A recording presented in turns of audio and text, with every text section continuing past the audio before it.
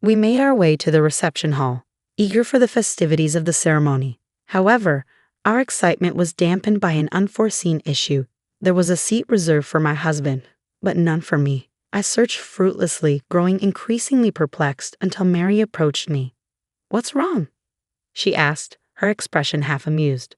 "Mary, you've arrived at just the right moment. There's no seat for me somehow," I replied, frustration evident in my voice.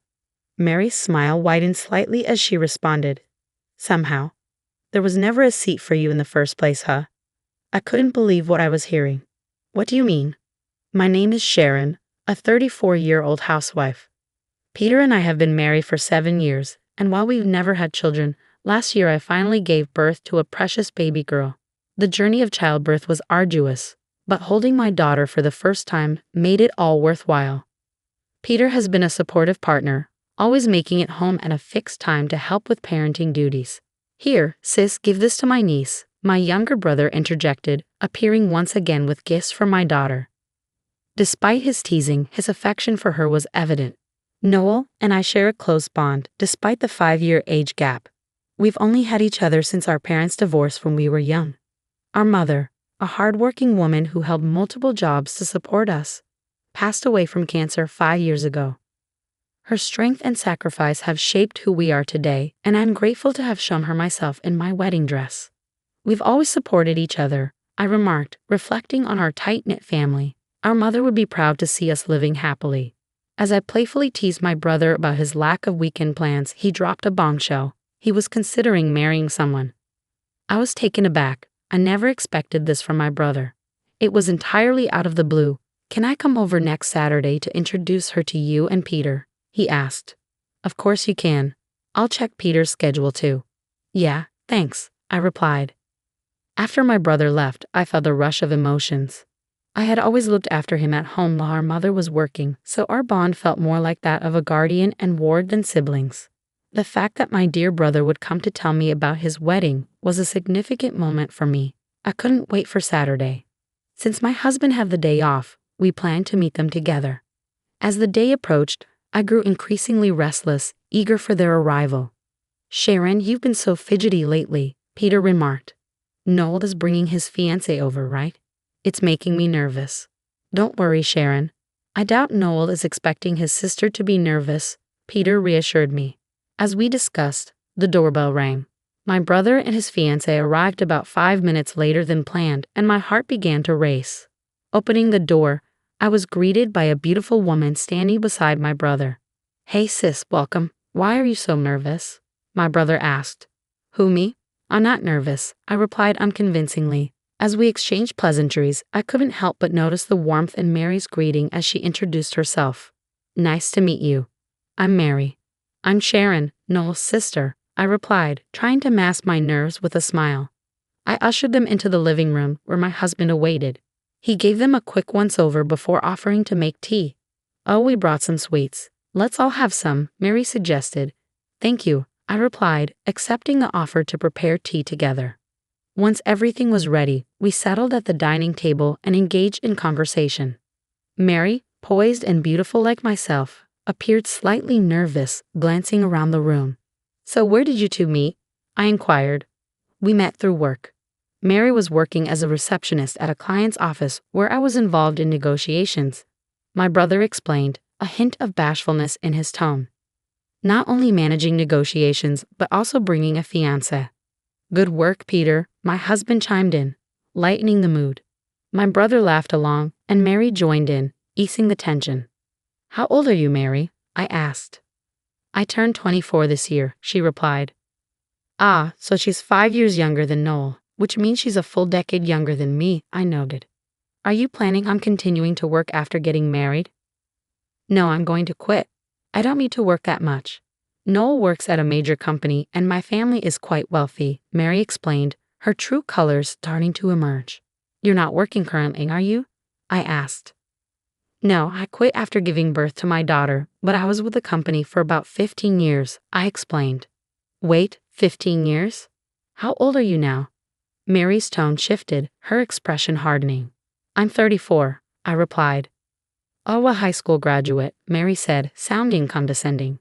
Before I could respond, my brother jumped in, defending me. Sharon started working right after high school. We were poor, so Sharon sacrificed everything for me. Don't look down on her.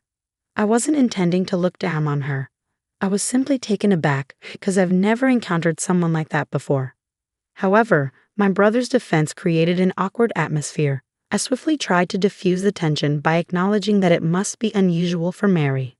Mary chimed in, saying, "Yes, exactly. I didn't mean it in a bad way. I was just surprised." Noel seemed to accept this and replied, "Oh, okay, as long as that's the case." To change the subject, I asked Mary about her father's profession. "My dad is the editor-in-chief of a publishing company called Double X," Mary proudly stated. I couldn't help but notice something, but I decided not to bring it up to avoid another awkward reaction from Mary. Instead, I chose to let it pass for now. Mary appeared to take great pride in her father's success, and she boasted about it with a gleam in her eye. It almost seemed as if her happiness bordered on smugness, and I couldn't shake the feeling that her nose had grown a few inches longer since she first arrived at our house. And with that, the meeting to announce my brother's engagement came to a close. After bidding farewell to Noel and Mary, I collapsed onto the sofa, feeling utterly drained. "I'm exhausted," I sighed. "You did well. I'll make some coffee," my husband offered, gently cradling our daughter in his arms. "Thank you.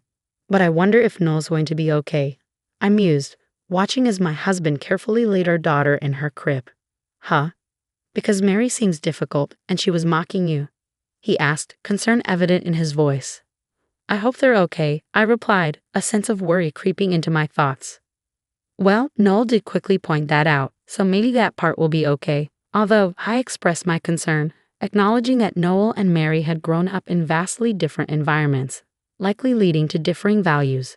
Despite Noel's success, their diverse backgrounds could potentially lead to misunderstandings. However, I recognized that it was ultimately Noel's life, and he was the one tasked with making decisions. As his sister, all I could do was offer my support and watch over him. Several months later, Noel and Mary unexpectedly visited our house. "What brings you here all of a sudden?" I asked, curious. "We wanted to give this to you today," Noel said, handing over an invitation to their wedding. "Wow, you're finally holding the ceremony. We really want you to come." "Of course I'll be there. It's my dear brother's big day after all," I replied, excitement bubbling within me. But before I could fully relish the moment, Mary interjected, casting doubt on my attendance. "But you don't have any relatives to rely on, and you can't bring your baby to the wedding, can you?" Her concern was evident, but her tone hinted at something more, almost questioning if I would truly attend. "Don't worry about it. We'll leave her with my mother-in-law," I reassured her. Mary's disappointment was palpable as she murmured, "Is that so?" "What's up, Mary? You seem down," Noel observed, sensing the shift in her demeanor. "I'm just tired," Mary replied with a forced laugh. "Yeah, it's been a rush trying to get everything done because our schedules didn't match." To alleviate their burden, I suggested, "Why don't you head home and rest? Thanks for the invitation." To be honest, I hesitated to spend more time with Mary, who clearly harbored dislike towards me.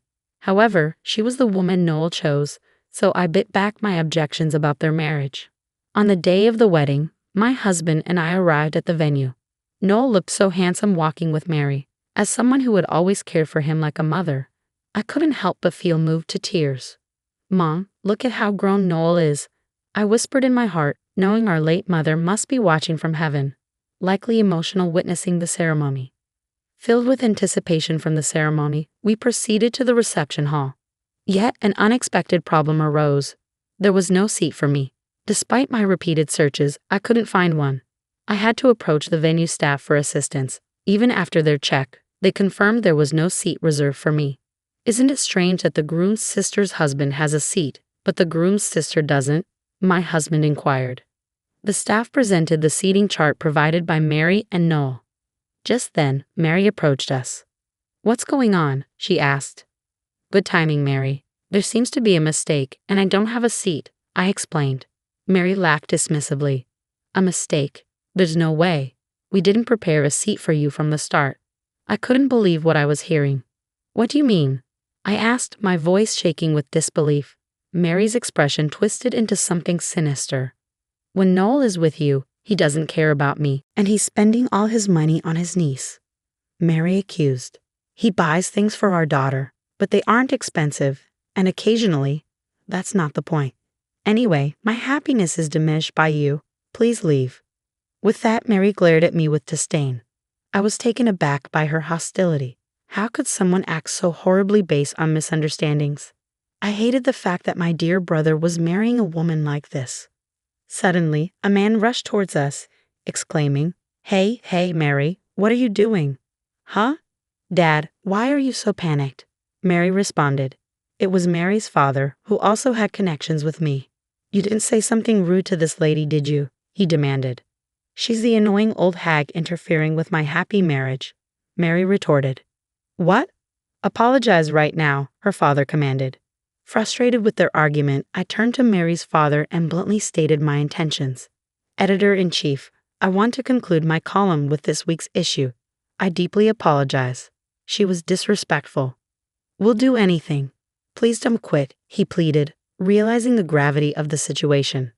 Seeing her father apologize profusely, Mary was left in shock. Despite this incident, I found solace in my recent popularity. After successfully losing weight, I had been writing about beauty and self-care on social media. My posts about post-maternity self-care had garnered attention, making me quite popular. I earned a decent income by writing articles for a magazine where he served as the chief editor. Thankfully, my continuous contributions had significantly boosted the magazine's sales. Little did I know that Sharon's younger brother was my daughter's fiancé. "Oh, you didn't come to the family gathering, did you? You said there was no need for just a sister." "I deeply apologize if I had known it was you, Sharon," Mary's father stammered, visibly embarrassed. "Your words only serve to emphasize your poor character," I retorted, silencing him with my firm response. Mary's father could only stand there, speechless.